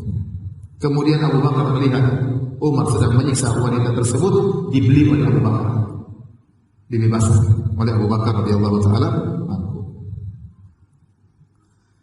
Intinya dia sangat kasar dan keras, sering menyiksa kaum muslim. Bagaimana beliau masuk Islam? Dikisahkan oleh Ummu Abdillah waktu dia ingin berhijrah. Jadi Umar masuk Islam itu tatkala menjelang hijrah, ya, atau tatkala berhijrah di negeri Habasyah. Maka kata wanita ini Ummu Abdillah, "Lama kunna nartahil muhajirin ila Habasyah." Tatkala kami hendak berhijrah ke negeri Habasyah, aqbala Umar hatta waqafa alayya. Tiba-tiba Umar datang di depanku. Wa kunna nalqa minhul bala wal adha wal ghidha alayhi. Kami selalu diganggu oleh Umar, dikerasi oleh Umar, disiksa oleh Umar. Tiba-tiba kami mau pergi, Umar datang. Faqala li, tiba-tiba Umar ngomong sama perempuan ini. Suaminya kemana? Suaminya ada urusan. Itu perempuan lagi sendirian. Perempuan ini, Umar mau ngapain? Biasanya pukul orang, disinggung kita mau pergi, dia masih datang. Kemudian tiba-tiba Umar berkata, "Innahul intilaqu ya Ummu Abdillah." Apakah jadi pergi, wahai Ummu Abdillah? Benar jadi pergi? Qultu na'am. Kata perempuan ini, iya, kami pergi. Wallahi lanakhrujanna fi ardillah. Demi Allah kami akan pergi ke bumi Allah yang luas. Adaitumuna, kalian selalu mengganggu kami. Wa qahartumuna, kalian paksa kami. Hatta yaj'alallahu lana farajan, sampai Allah berikan solusi bagi kami. Tiba-tiba Umar berdoa, dia masih musyrik. Sahibakumullah, semoga Allah menemani kalian. Bisa Umar berdoa. Ini musyrik ini, ganggu orang, mukul orang, siksa orang. Tiba-tiba ada sahabat yang mau pergi hijrah, perempuan lagi, tiba-tiba didoain sama Umar. Sahibakumullah, semoga Allah menemani kalian dalam perjalanan. Wa ra'aitu minhu riqatan lam araha qat. Kata wanita ini, aku lihat Umar kok lembut, tidak pernah aku lihat sebelumnya. Umar biasanya kasar, keras. Ini tiba-tiba dia lembut, ada apa gerangan? Falamma ja'a Amir bin Rabi'ah, tatkala suamiku datang, waqad kana dhahaba fi ba'dhi haji, jadi dia pergi karena ada urusan. Fadzakatu lahu dzalik, kemudian saya ceritakan kepada suamiku tadi kalau kau lihat Umar tadi tiba-tiba doain saya. Kayaknya dia sedih lihat kita mau pergi. Suaminya komentar, "Ka'annaki qad tama'ti fi Islam Umar." Sepertinya istriku kau ingin Islam masuk Umar. Kau ingin Umar masuk Islam. Qultu lahu na'am, ya, saya ingin Umar masuk Islam.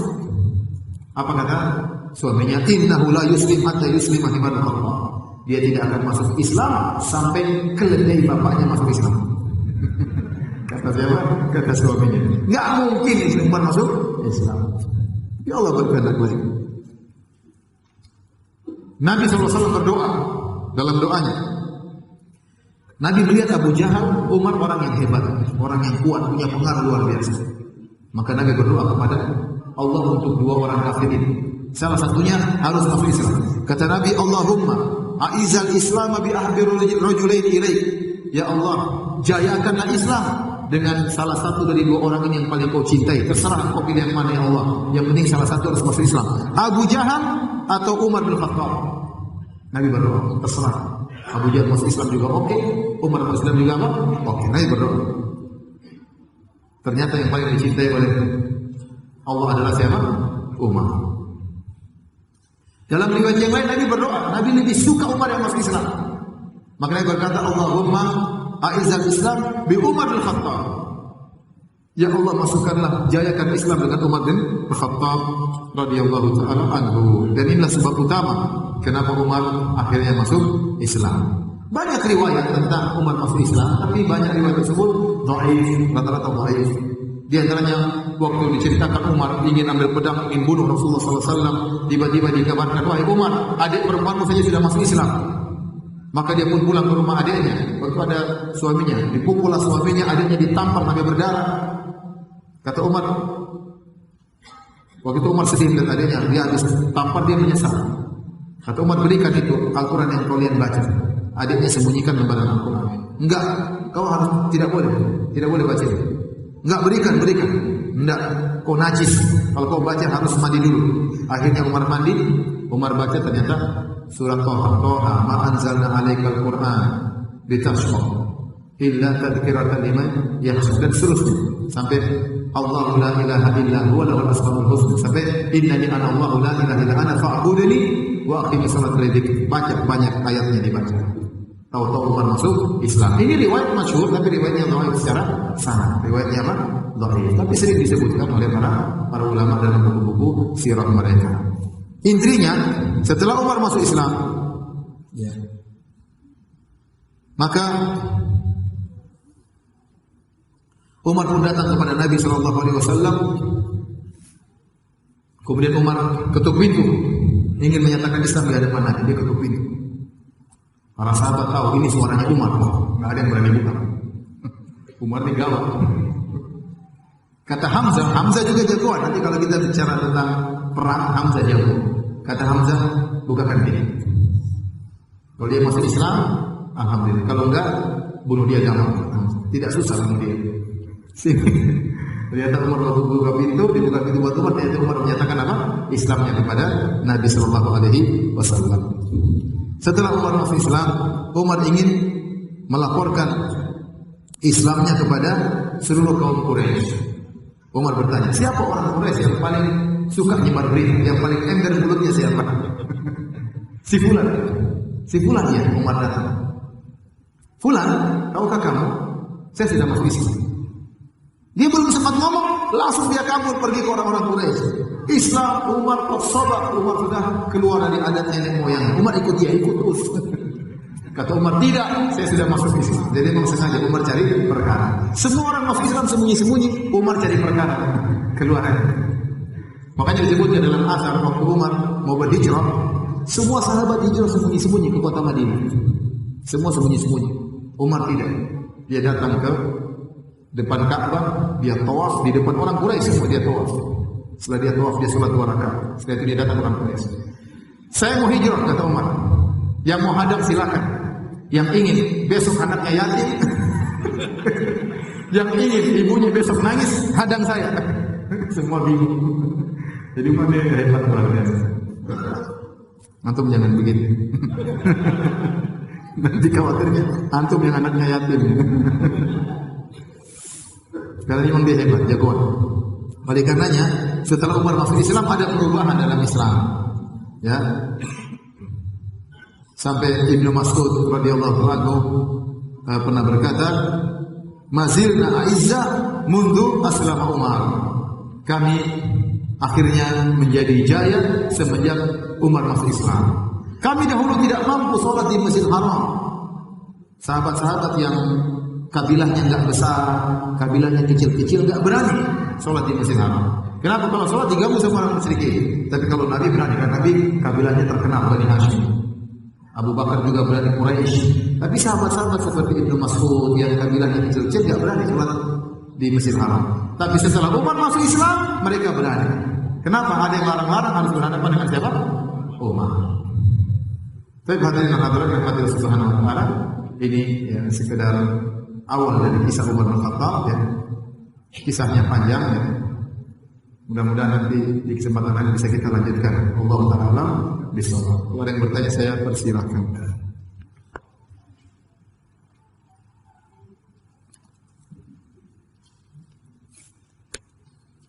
Ustaz, bagaimana dengan kisah masyhur bahwasanya Umar membunuh dan mengubur hidup anak perempuannya? Ini kisah masyhur namun tidak benar, kisah yang batil. Kenapa? Karena Umar punya anak namanya Hafsah. Hafsah itu ya, waktu Umar masih musyrik sudah ada Hafsah. Sampai dikatakan dia diberi gelar, diberi kunyah Abu Hafs karena putrinya ini Hafsah yang paling tua. Allah alam bisawab. Tetapi waktu dia masih musyrik, ya, dia sudah punya putri namanya Hafsah. Seandainya hobi Umar adalah mengubur diri anak perempuan, maka Hafsah tidak ada. Ya, maka riwayat tentang Umar membunuh anaknya masih kecil itu meskipun masyhur, tapi itu adalah riwayatnya palsu, nggak ada riwayatnya.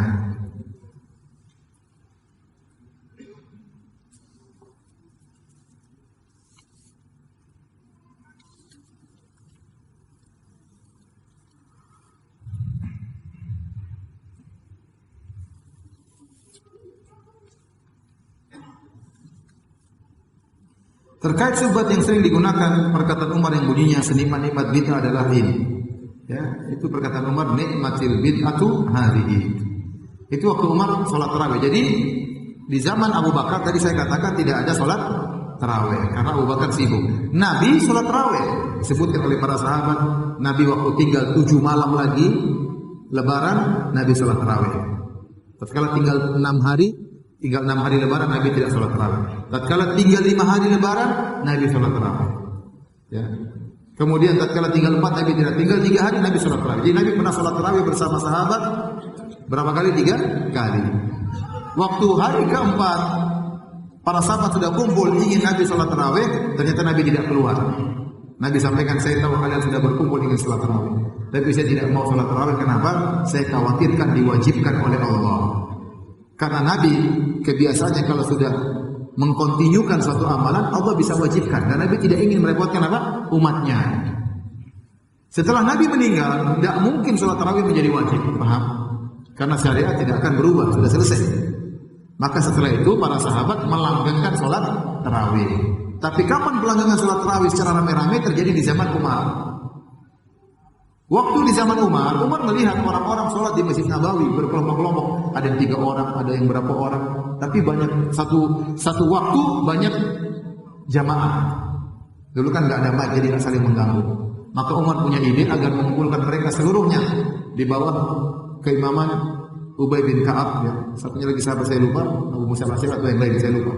Setelah itu mereka kumpul semua, baru mereka sholat tarawih berjamaah. Tatkala mereka sudah kumpul semua, maka Nabi berkata, kata Umar, nikmatil bid'atu hadhihi. Bid'ah yang terbaik inilah. Kata para ulama maksudnya secara bahasa. Karena amal sholat tarawih itu bukan amalan baru. Itu amal sudah dicontohkan oleh siapa? Nabi sallallahu alaihi wasallam. Tapi dianggap baru oleh Umar dari pelaksanaannya. Kenapa? Karena sempat terhenti. Di zaman Abu Bakar tidak terjadi karena Abu Bakar sibuk dengan urusan stabilitas keamanan. Tapi amalan sholat tarawih bukan bid'ah. Nabi pernah mencontohkan. Bahkan Nabi contohkan 3 hari.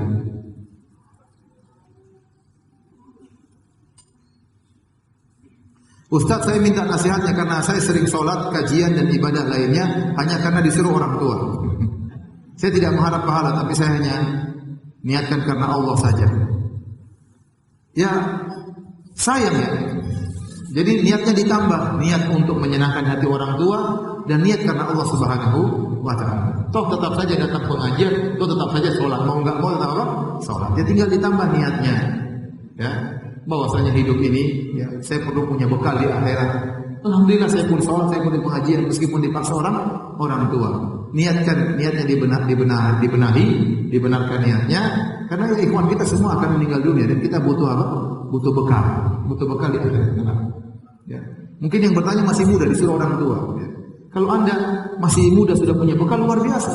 Apalagi Nabi sebutkan tatkala di hari kiamat kelak di antara dinaungi oleh Allah kata Nabi sallallahu alaihi wasallam syabun nas'a fi ibadatillah, seorang pemuda yang tumbuh di atas ketakwaan kepada Allah. Ya. Saya kalau boleh kembali kepada masa lalu, saya ingin kembali lagi masa lalu. Saya nggak bisa. Coba kalau dari saya baru ngaji setelah lulus SMA, setelah kuliah, waktu di UGM baru saya mulai ngaji. Waktu saya masih SMP SMA saya nggak tahu ngaji, nggak pernah belajar bahasa Arab, nggak pernah. Saya ingin seandainya boleh kembali lagi, saya kembali lagi. Tapi nggak bisa. Apa yang Allah berikan kepada saya syukuri sekarang. Nah, antum yang sekarang orang tuanya sudah dapat hidayah, anak-anak disuruh ngaji, itu orang tua yang baik. Ya. Disuruh ngaji saja masih muda. Ya.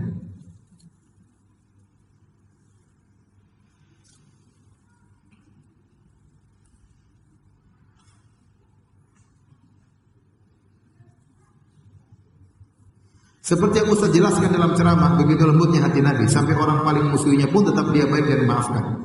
Bagaimana cara menasihati saudara kita saat dia disakiti saudaranya? Dinasihati untuk memaafkan, seperti akhlak Nabi, dia menjawab, ya itu kan Nabi, saya bukan Nabi. Padahal dia juga rajin taklim. Ya sudah, hidayah di tangan Allah. Tapi antum sampaikan aja. Kadang orang ego di depan, itu kan Nabi, tapi pulang dia mikir juga. Nah, maaf, sampaikan aja. Itu kan Nabi, itu Nabi kan bisa juga sama kita. Pahala maafkan kayak gini. Pahala mengalahkan ego, itu berat memang, berat. Kita punya masalah sama kerabat, apalagi yang masalah tersebut kita yang benar, dia yang salah. Apalagi kita yang tua, dia yang lebih kecil. Terus dia tidak mau minta maaf sama kita. Kita kadang egonya. Nah, tapi sudah ngapain kita ego-egoan di dunia ini, hidup cuma sebentar. Kebahagiaan kita terganggu dengan adanya pertikaian di antara keluarga. Sabar, maafkan aja, mau diapain? Sudah ditakdirkan oleh Allah 50.000 tahun sebelum Allah ciptakan langit dan bumi.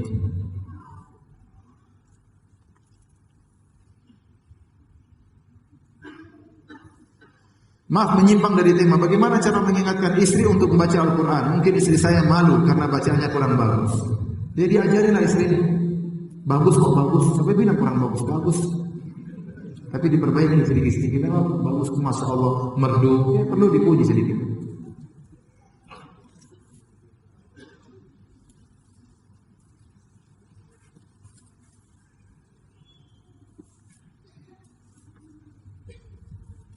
Apa dasar dalil musik itu haram? Musik haram itu ijma ulama. Semua 4 mazhab semuanya mengharamkan musik. Terutama mazhab Syafi'i, sangat kencang Imam Syafi'i dalam kitabnya Al-Um mengatakan musik itu haram. Bahkan Imam Syafi'i mengatakan kalau ada orang mencuri alat musik, maka tidak boleh dipotong tangannya. Karena dia mencuri alat musik itu sama seperti mencuri babi, sama seperti mencuri bir. Disamakan hukumnya dengan bir dan babi, perkara yang haram. Ini menurut pendapat Imam Syafi'i dalam kitabnya Al-Um. Bahkan Ibnu Hajar Al-Haytami dalam kitabnya Az-Zawajir An-Iqtirafil Kabair tentang dosa-dosa besar, dia mengatakan di antara dosa besar adalah bermusik-musik, disebutin. Jadi ini pendapat 4 mazhab. Makanya antum dapati ustaz-ustaz yang mengatakan musik haram, dia tidak berani mengatakan ini mazhab, karena dia tahu mazhab Syafi'i mengharamkan. Sebagian dai mengatakan harus bermadzhab. Begitu masalah musik, mazhabnya dia tinggal. Paham? Ini kenyataan. Karena dia tahu seluruh mazhab mengharamkan apa? Musik. Dan musik, kalaupun tidak ada dalil yang mengharamkan, kita tahu musik merusak. Ya akhirnya coba tanya musik, yang manfaat cuma sedikit. Ditimbang antara kemudaratan dengan kemanfaatannya, mudaratnya lebih besar. Gara-gara musik orang ini, orang Thailand, orang berzina, main perempuan, isinya cinta-cinta, isinya macam-macam.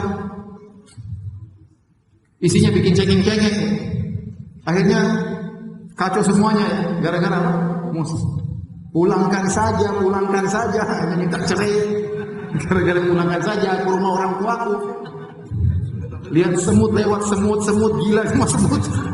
Semuanya musik bikin orang banyak apa? Macam-macam. Akhirnya apa? Musik itu asyik. Akhirnya jarang baca Quran, jarang baca hadis. Kalaupun tidak ada dalilnya, apalagi ada dalilnya dalam Al-Quran dan dalam Al-Hadis. Dalam Al-Quran kata Allah, wa minan nasi may yashtari lahwal hadis. Di antara manusia ada yang membeli perkataan yang sia-sia. Musik perkataan sia-sia, lagu-lagu sia-sia. Liyudhilla an sabilillah, untuk menyesatkan manusia dari jalan Allah. Dan benar.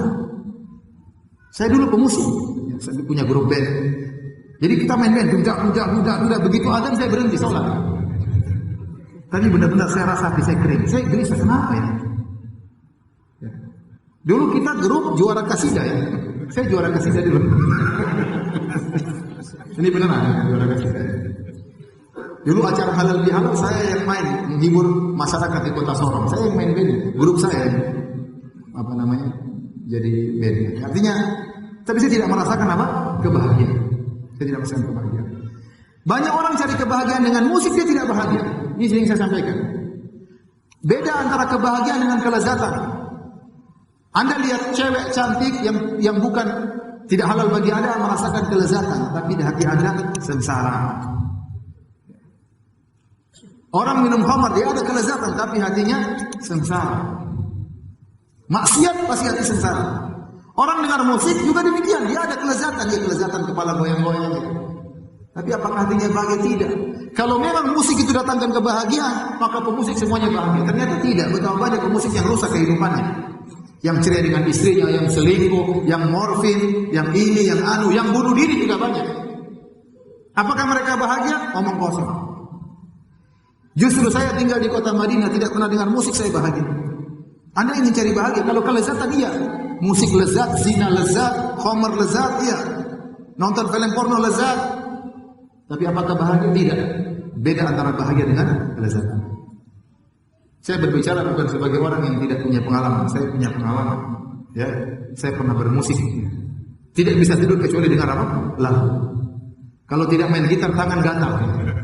Seperti itu. Sudah, alhamdulillah, Allah kasih hidayah. Tahu kenapa saya berhenti dengar musik?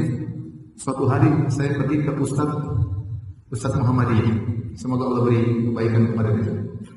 Saya datang, Ustaz, besok acara halal bihalal. Terus kenapa? Saya bagian musiknya, Ustaz. Tapi saya kalau mau main musik, saya takut riak, Ustaz. Saya mau pamer main gitar. Kata Ustaznya, jadi gimana Ustaz? Saya main atau tidak? Ini kan amal soleh, tapi saya takut riak.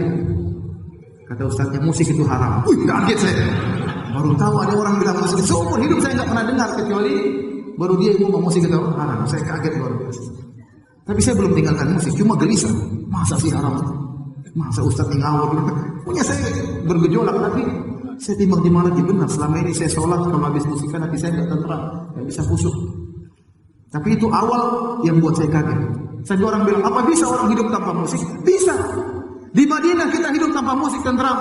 Masuk ke mall dengar Al-Quran, indah hidup itu.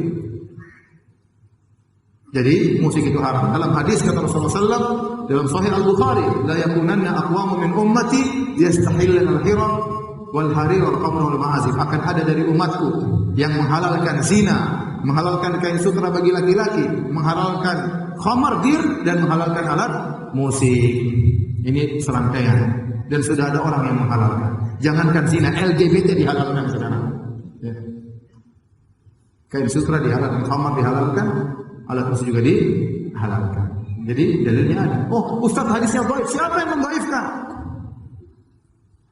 Para ulama semua, Imam Bukhari mensahihkan, seluruh ulama mensahihkan. Ada yang mendhaifkan, 1-2 orang ulama, mereka salah. Ibnu Hazm mendhaifkan, Yusuf Al-Qaradawi bukan ahli hadis mendhaifkan. Ya akhi, ulama-ulama besar ahli hadis semua mensahihkan. Oleh karena perhatian Allah Subhanahu wa taala. Jadi musik kalau belum mampu meninggalkan, pelan-pelan. Pelan-pelan. Yang dirubah dari metal jadi jazz, jadi kasidah. Kasidah jadi nasib jadi Al-Qur'an, selesai. Pelan-pelan. Kalau memang belum bisa, kalau bisa alhamdulillah tinggal. Di antara bahagia yang saya dengar kemarin habis ngisi di Istiqlal, ada yang tanya, Ustaz, saya punya saudara punya gitar, berapa gitar nilainya 1 miliar. Dia sudah tobat dari musik. 1 miliar bayar. Apa yang harus dia lakukan? Dijual apa dibakar? Saya bilang Allah alam. Demikian para hadirin kajian kita pada kesempatan kali ini. Semoga Allah Subhanahu wa taala mengumpulkan kita dengan Umar bin Khattab di surganya kelak, ya, dengan karunia-Nya dan rahmat-Nya. Subhanallahi bihamdik, asyhadu an la ilaha illa anta, astaghfiruka wa atubu ilaik. Assalamualaikum warahmatullahi wabarakatuh.